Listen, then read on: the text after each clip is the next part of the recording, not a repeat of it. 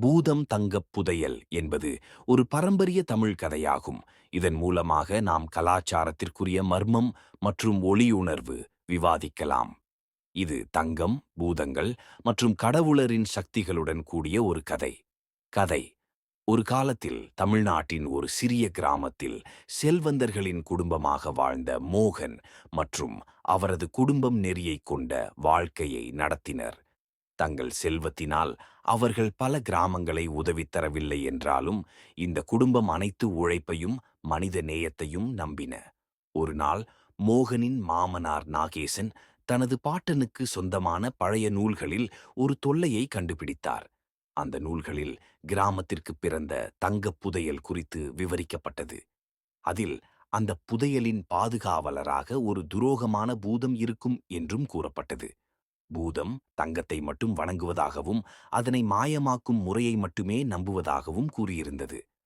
மோகன் இதை படித்து அதன் மூலமாக தங்கப் புதையலின் ரகசியத்தை ஆராய வேண்டுமானால் பிள்ளைகளும் நண்பர்களும் அவரது மீது சமரசம் செய்ய வேண்டும் என நம்பின. தங்கம் மிக மதிப்புள்ள பொருள் என்றால் அதனை பாதுகாப்பதற்கான திட்டங்களை மாற்றுவது தவிர்க்க முடியாதது என்பதற்காக கிராமத்தில் ஒரு குழு அமைக்கப்பட்டது. இந்த குழுவில் மோகனும் அவரது நண்பர்களும் சேர்ந்து அதனை தேட ஆரம்பித்தனர். அந்த தேடல் அவர்களை மூடுபனிக்கு உலோகம் பார்வைக்கு கொண்டு சென்றது.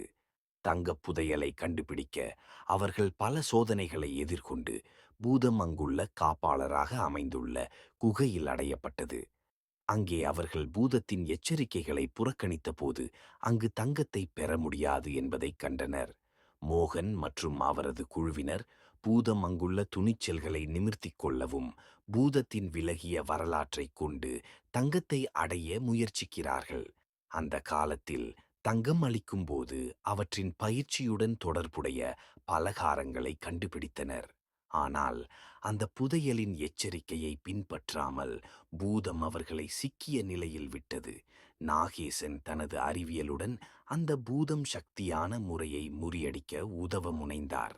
அவர் தங்கப் புதையலை பூரணமாக கண்டுபிடிக்கிறான் என்றால் பூதத்தின் உண்மையான பயிற்சிகளை பின்பற்ற வேண்டும் என்று உறுதியாக இருந்தார். அந்த காலத்தில் மோகனும் அவரது குழுவும் நாகேசனின் உதவியுடன் பூதத்தின் எச்சரிக்கைகளை மீறி புதையலின் மீது பூரணமாக கையாள்வதை போதித்தனர்.